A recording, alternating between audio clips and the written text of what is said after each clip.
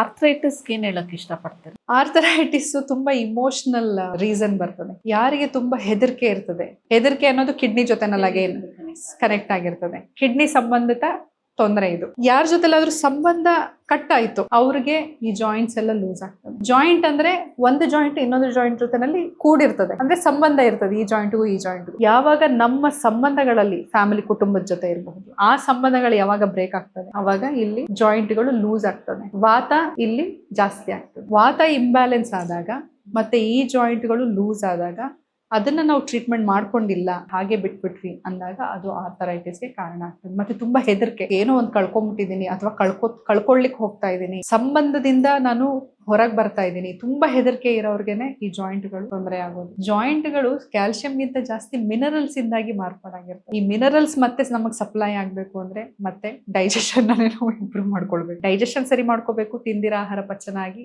Minerals ಆಗಿ vitamins ಆಗಿ convert ಆಗಬೇಕು. ಸುಣ್ಣ ಬಂದು ಬೆಸ್ಟ್. ಸುಣ್ಣನ ನೀರಲ್ಲಿ ಹಾಕಿ ಕುಡಿಬಹುದು ಅಥವಾ ಮಧ್ಯಾಹ್ನ ಎಲೆ ಅಡಿಕೆ ಜೊತೆನಲ್ಲಿ ಚೂರು ವಯಸ್ಸಾದವರು ಎಲೆ ಅಡಿಕೆ ಜೊತೆನಲ್ಲಿ ಹಾಕಿ ಕುಡಿಬಹುದು.